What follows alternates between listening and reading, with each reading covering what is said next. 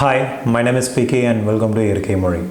இன்னைக்கு வீடியோவில் நாம வேங்கேரி முள் கத்திரிக்காய் எப்படி விதையிலிருந்து அறுவடை வரைக்கும் வளர்க்குறதுன்னு பார்த்தீங்கன்னா ஒரு டீடைல்டு வீடியோ தான் பார்க்க போகிறோம். இந்த வேங்கேரி கத்திரிக்காய்ன்றது பெரும்பாலும் தமிழ்நாட்டில் அந்த அளவுக்கு புழக்கத்தில் இல்லாத ஒரு கத்திரிக்காய் வகை இது. முள் கத்திரிக்காயிலே பார்த்தீங்கன்னா இது வந்து ஓரளவுக்கு ஒரு யூனிக்கான ஒரு வெரைட்டி. பிகாஸ் கத்திரிக்காயில் இருக்கக்கூடிய அந்த ரெகுலரான முள் கத்திரிக்காய் வகைன்றது அதிகமான முள் இருக்கும். அந்த செடியை கொஞ்சம் ஹேண்டில் பண்ணுறதே கஷ்டம்.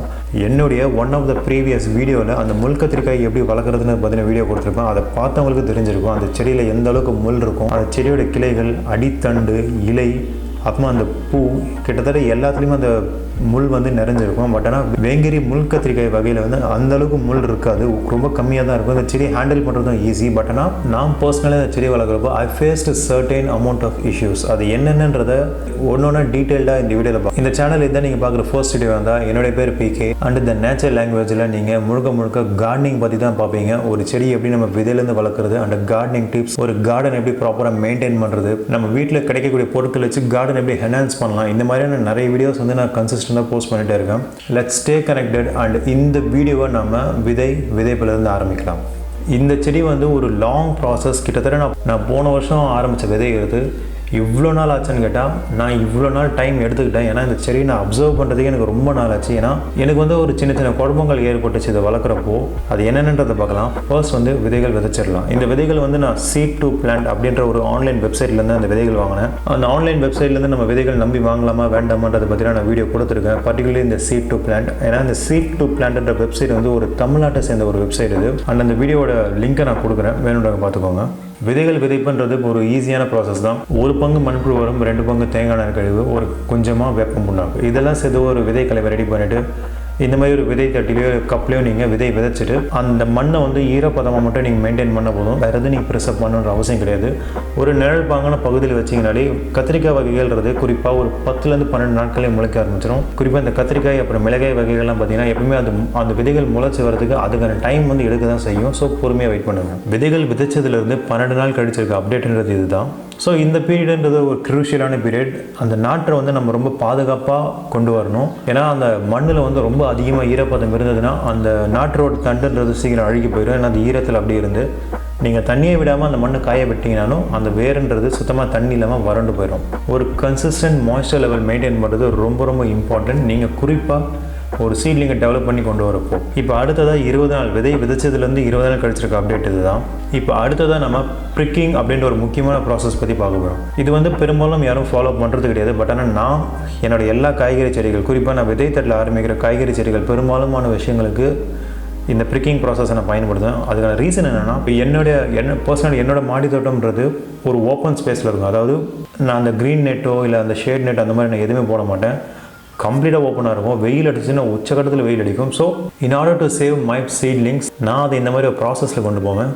ப்ரிக்கிங்கிறது ரொம்ப சிம்பிள். இந்த அளவுக்கு வளர்ந்துருக்க நாற்றுக்களை வந்து நம்ம இண்டிவிஜுவலாக இந்த மாதிரி கப்பில் வந்து நம்ம டிரான்ஸ்பிளான்ட் பண்ணணும்.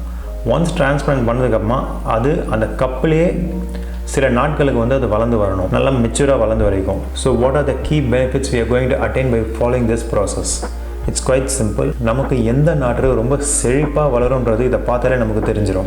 பிகாஸ் நாற்றுகள் டெவலப் ஆகிறப்போ அதோட மெச்சூரிட்டின்றது நம்ம அதோட நாற்று வளர்ச்சியில் நம்ம தெரிஞ்சுக்கலாம். அந்த நாற்றை பார்த்தாலே தெரியும் இந்த செடி நல்லா இருக்குமா நல்லா இருக்காதுன்னு. ஸோ என்னோட கார்டனுக்கு 100% இந்த செடி நல்லா வளரும் தெரிஞ்சுக்கப்போ தான் நான் கொண்டு போய் அதோட ஃபைனல் லொக்கேஷனுக்கு டிரான்ஸ்பிளான்ட் பண்ணுவேன். ஸோ இந்த ப்ராசஸ்க்கு ப்ரிக்கிங்கிறது ரொம்ப க்ரூஷியலான ஒரு விஷயம். ஸோ எவ்வளோ நாள் இந்த ப்ராசஸில் அது வளரும்னு கேட்டிங்கன்னா கிட்டத்தட்ட இன்னொரு 20 டேஸ்க்கு நீங்கள் அப்படியே விட்டுருங்க. அந்த வேறுனா நல்லா கம்ப்ளீட்டாக மெச்சூராக வளர்ந்ததுக்கப்புறம் அந்த வேறு நல்லா டென்ஸ் ஆகணும், அந்த தண்டுகள் ஓரளவுக்கு வரணும், அந்த சீட் லீவ்ஸை தாண்டி அந்த நாற்று நல்லா வளர்ந்து கிட்டத்தட்ட சின்னதாக ஒரு செடி அளவுக்கு வளரணும். அதுக்கப்புறமா தான் நீங்கள் ஃபைனல் லொக்கேஷன் ட்ரான்ஸ்பிளான்ட் பண்ணணும். If you are comfortable to do this you can do this. Or else நீங்கள் விதைத்தட்டிலே நீங்கள் வளர்க்குறீங்கன்னா தாராளமாக நீங்கள் அதையும் பண்ணி கொண்டு போகலாம். இப்போ அடுத்ததாக நம்ம இந்த நாற்றுகளை வந்து ஃபைனல் லொக்கேஷன் ட்ரான்ஸ்பிளான்ட் பண்ணிடலாம். அதாச்சும் விதை போடுறதுலேருந்து கிட்டத்தட்ட ஒரு 30லேருந்து 35 நாட்கள் கழிச்சு தான் இதெல்லாம் ஃபைனல் லொக்கேஷனுக்கே ட்ரான்ஸ்பிளான்ட் பண்ணுறேன். நீங்கள் பார்க்கலாம் வேர்கள்லாம் எந்த அளவுக்கு வளர்ந்துருக்குன்னு. ஸோ இந்த மாதிரி ஒரு சுச்சுவேஷனில் இதை நான் மாற்றி வைக்கிறப்போ அந்த வேர் வந்து அந்த புதுசாக நம்ம வைக்கக்கூடிய ஈஸியாக அடாப்ட் ஆகிரும். டிரான்ஸ்பிளான்ட் ஷாக்கில் அந்த செடி வந்து பெரிய அளவு டேமேஜ் ஆகாது. இப்போ அடுத்த முக்கியமான விஷயம் எதுனா மண் கலவை. நம்ம கத்திரிக்காய் செடிகள் வளர்க்கறதுக்கு என்ன மாதிரியான மண் கலவை நம்ம யூஸ் பண்ணலாம்? First thing we have to keep in mind is கத்திரிக்காய்ன்றது ஒரு லாங் டேர்ம் கிராப். நீங்கள் மற்ற காய்கறி செடி மாதிரி ஒரு சீசன்லேயே நம்ம அந்த செடியை வளர்த்து அறுவடை எடுத்து பிடுங்கி போடலான்ற நினைப்பில் கத்திரிக்காய் வளர்க்காதீங்க. பிகாஸ் கத்திரிக்காய் வந்து நீங்கள் குறைஞ்சது 1.5 வருஷம் வரைக்கும் நீங்கள் தாராளமாக அந்த செடியை வளர்த்து நீங்கள் அறுவடை எடுக்கலாம். அதுக்கான ரீசன் என்னன்னா, கத்திரிக்காய்ன்றது நம்ம மண்ணுக்கான செடி. அதாச்சும் நம்ம சவுத் இந்தியாவோட ஒரு one of the important vegetable to cultivate is கத்திரிக்காய் தான். நல்லா வறட்சியை தாங்கி வளரும். அதுக்காக நான் தண்ணியை விட மாட்டேன்லாம் அப்படிலாம் கிடையாது, தண்ணி தேவை. ஆனால் வறட்சியை தாங்கி நல்லா செழிப்பாக வளரக்கூடிய ஒரு செடி தான் கத்திரிக்காய். தமிழகத்தில் ஒரு மாநிலத்துக்கும் ஒரு கத்திரிக்காய் வகைன்றது ரொம்ப ரொம்ப ஃபேமஸாக இருக்கும். இப்போ நான் இருக்கக்கூடிய பகுதிகளில் வந்து முள் கத்திரிக்காய் வந்து அவ்வளோ ஃபேமஸ். இங்கேருந்து அதை வந்து மற்ற ஸ்டேட்டுக்கே எக்ஸ்போர்ட் பண்ணுவாங்க. அந்தளவுக்கு அது ஃபேமஸான ஒரு வெரைட்டி. அதே மாதிரி பார்த்திங்கன்னா ஒரு டிஸ்ட்ரிக்ட்க்கும் பார்த்திங்கன்னா ஒரு கத்திரிக்காய் வகைன்றது ரொம்ப ஃபேமஸாக இருக்கும். ஸோ கத்திரிக்காயை மட்டும் எப்பவுமே அண்டர் எஸ்டிமேட் பண்ணி வளர்க்காதீங்க. அதை நீங்கள் மாடி தோட்டத்தில் இருக்கீங்கன்னா அது ஒரு கண்ட்ரோல்டு என்விரான்மெண்ட்ன்றதுனால உங்களால் அந்த கத்திரிக்காய் செடி வந்து ரொம்பவே செழிப்பாக ரொம்ப நாட்களுக்கு நீங்கள் தொடர்ச்சியாக அறுவடை எடுத்துக்கிட்டே இருக்கலாம். இந்த கத்திரிக்காய் சம்மந்தப்பட்ட முக்கியமான வீடியோஸ் எல்லாத்தையும் நான் வந்து டிஸ்கிரிப்ஷனில் கொடுக்குறேன். ஒரு 2-3 வீடியோஸ் இருக்கும், அதை மட்டும் நீங்கள் மறக்காமல் பாருங்கள். உங்களுக்கே கம்ப்ளீட்டாக ஒரு புரிதல் வந்துடும். ஸோ மண்கலவையை பொறுத்த வரைக்கும் நல்ல ஒரு செழிப்பான மண்கலவை நீங்கள் ரெடி பண்ணுறது ரொம்ப ரொம்ப இம்பார்ட்டண்ட். 1 பங்கு தோட்ட மண், 1 பங்கு மண்புழு உரம், 1 பங்கு மாட்டு எரு, 1 பங்கு வீட்டு குப்பையிலேருந்து ரெடி பண்ண உரம், கொஞ்சமாக காஃபி தூள், வெயிலில் காய வச்சு உலர வச்சு காஃபி தூள், கொஞ்சமாக முட்டை தோலோட பவுடர், அடுத்ததாக கொஞ்சமாக வேப்ப புண்ணாக்கு. இது எல்லாமே தேவையான பொருட்கள். நீங்கள் ஒருவேளை வெயில் காலத்தில் தான் நீங்கள் கத்திரிக்காய் வளர்க்குறீங்கன்னா தேங்காய் நார் கழிவு மட்டும் இன்னும் 1 பங்கு எக்ஸ்ட்ரா வச்சுக்கோங்க. உங்களுக்கு அது வந்து ரொம்ப ஹெல்ப்ஃபுல்லாக இருக்கும். ஸோ இந்த மண்கலவை எல்லாத்தையும் நீங்கள் ரெடி பண்ணிவிட்டு நீங்கள் இப்போ அந்த செடியை நீங்கள் டிரான்ஸ்பிளான்ட் பண்ணலாம். டிரான்ஸ்பிளான்ட் பண்ணுறப்போ அந்த பாட்டமில் இருக்க இலைகளை எப்பவுமே ரிமூவ் பண்ணிவிடுங்க. நீங்கள் செடி வளர்க்குறீங்கன்னா ஒரு சில நாள் ஞாபகம் வச்சுக்கோங்க, செடியிலேருந்து வரக்கூடிய எந்த இலைகளையுமே வந்து மண்ணில் படக்கூடாது. மண்ணில் பட்டுச்சுன்னா அது மண் வழியாக பூச்சிக்களையும் பூஞ்சா தாக்குதலையும் பார்த்திங்கன்னா செடிக்கு ஈஸியாக கொண்டு போயிடும். ஸோ இந்த மாதிரி இலைகளை ரிமூவ் பண்ணுறது ரொம்ப ரொம்ப இம்பார்ட்டண்ட். இதுதான் நம்ம டிரான்ஸ்பிளான்ட், அதாச்சும் அந்த செடியை ஃபைனல் லொக்கேஷனை டிரான்ஸ்பிளான்ட் பண்ணதுலேருந்து 30 days கழிச்சிருக்க அப்டேட் என்னன்றதை பார்க்கலாம். அண்ட் இப்போது நம்ம இன்னொரு முக்கியமான ஒரு ஸ்டெப் ஃபாலோ பண்ண வேண்டியிருக்கு. என்னென்னா அந்த புதுசாக பூத்திருக்க அந்த முதல் செட் ஆஃப் பூக்களை வந்து நம்ம ரிமூவ் பண்ணணும். ஸோ செடி எந்த அளவுக்கு வளர்ந்துருக்குன்னு நீங்கள் பார்க்கலாம்.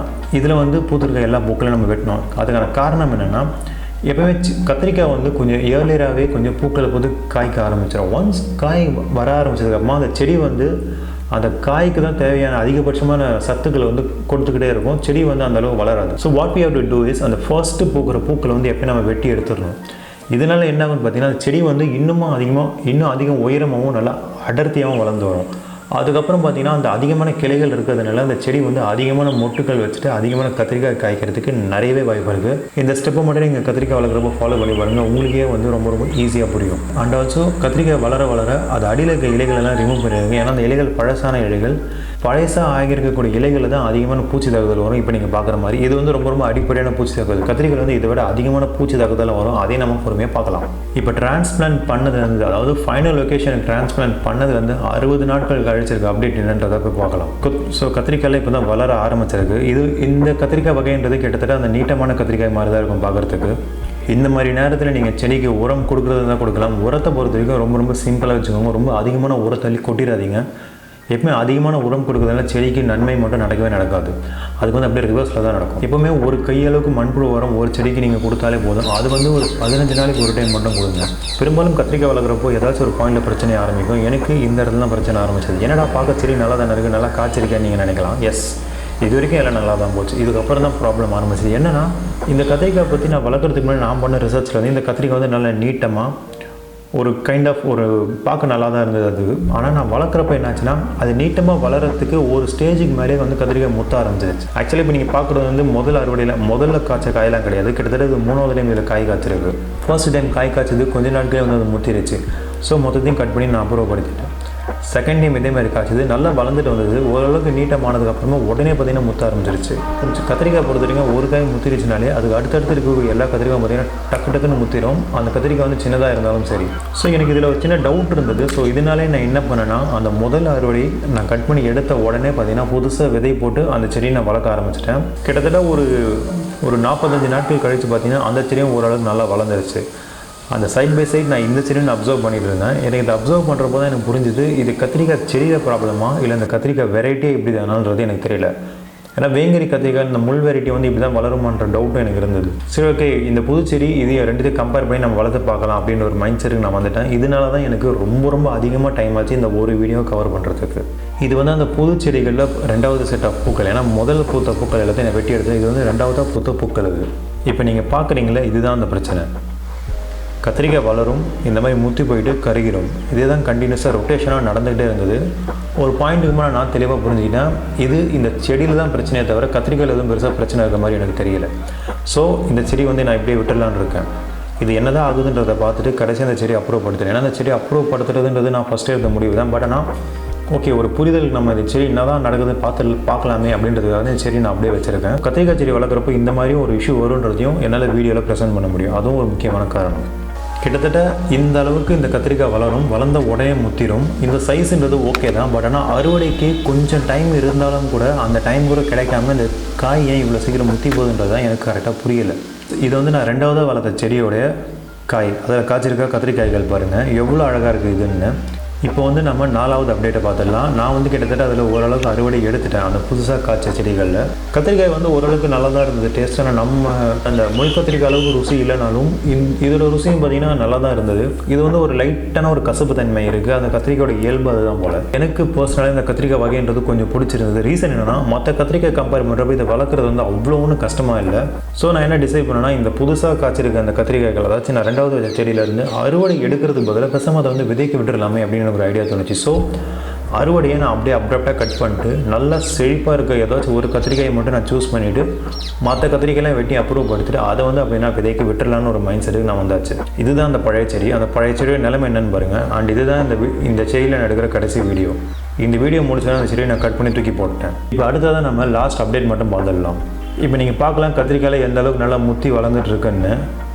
ஸோ இந்த கத்திரிக்காய் வந்து இந்த மாதிரி தான் கொஞ்சம் ஒல்லியாக கொஞ்சம் நீட்டமாக இருக்க மாதிரி தான் நான் பார்த்தேன். கிட்டத்தட்ட இந்த செடியும் இதில் இருக்க கத்திரிக்காயும் பார்த்திங்கன்னா அந்த மாதிரி தான் காய்ச்சிருக்கு. ஸோ இதை நான் அப்படியே இந்த ஒரு கத்திரிக்காயை மட்டும் நான் விதைக்கி விட்டுட்டு மற்ற கத்திரிக்காயை நான் அப்புறப்படுத்திட்டு போகிறேன். Before winding up this video, இந்த கத்திரிக்காய் வளர்க்குறதுல வரக்கூடிய பூச்சி தாக்குதல் பற்றி பார்க்கலாம். கத்திரிக்காய்னாலே பூச்சி தாக்குதல்ன்றது கண்டிப்பாக வரும். குறிப்பாக இலைப்பேன்லேருந்து மாவு பூச்சி தாக்குதல் வரைக்கும் தாராளமாக வரும். நீங்கள் சம்மரில் வளர்க்குறீங்கன்னா பிரச்சனைகள் வந்து உச்சக்கட்டத்தில் இருக்கும்.